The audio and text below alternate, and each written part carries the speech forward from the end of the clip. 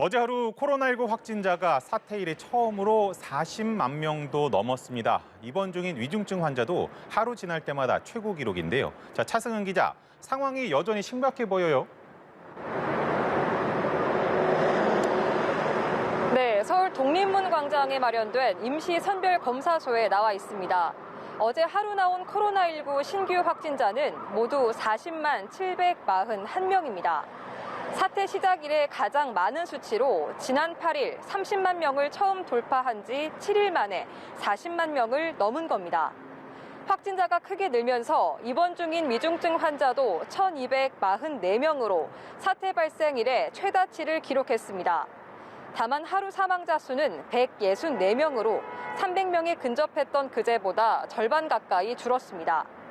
병상도 빠르게 차오르고 있는데요. 전국의 병상 가동률은 위중증 병상이 64.2%, 준중증 병상이 71.2%를 보였습니다. 재택 치료자도 하루 만에 27만 명 가까이 늘어 모두 177만 6천여 명에 달했습니다. 자, 코로나19 사망자가 늘면서 화장시설 부족 사태가 벌어지고 있는데요. 오늘 정부가 대책을 발표했잖아요. 이 부분도 좀 설명을 해주실까요? 네, 일반인 사망에 코로나19 사망자가 겹쳐 최근 들어 화장 수요는 급증한 상황입니다. 지난 2주 동안 하루 평균 화장 건수는 1,110건이었는데 최근 3년간 3월 하루 평균 화장 건수인 719건보다 391건이나 많습니다. 이 중 코로나19 사망으로 인한 화장은 하루 평균 10건 중 2건에 가까운 1.7건이었습니다. 이에 따라 정부는 전국에 있는 공설 화장시설 운영 시간과 가동 횟수를 늘리기로 했는데요.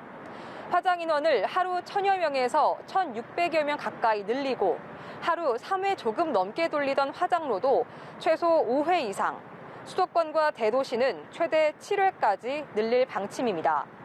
또 화장시설 운영 시간도 최대 6시간 연장하기로 했습니다. 자, 유행 정점을 향해 가고 있는데요. 자, 차 기자, 정부가 오늘부터 방역 조치 완화 논의를 시작했죠?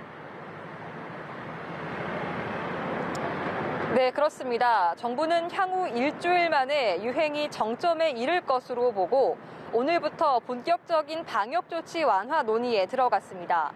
일단 일상회복지원위원회를 열어 의견을 수렴하고 있는데요.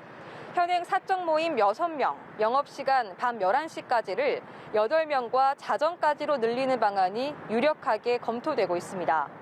하지만 확진자가 급증하는 상황에서 섣불리 방역 조치를 완화해서는 안 된다는 우려도 큰데요. 정부는 다음 주부터 적용할 새 거리두기 조치를 오는 금요일 발표할 계획입니다. 지금까지 서울 독립문 광장 임시 선별검사소에서 전해드렸습니다.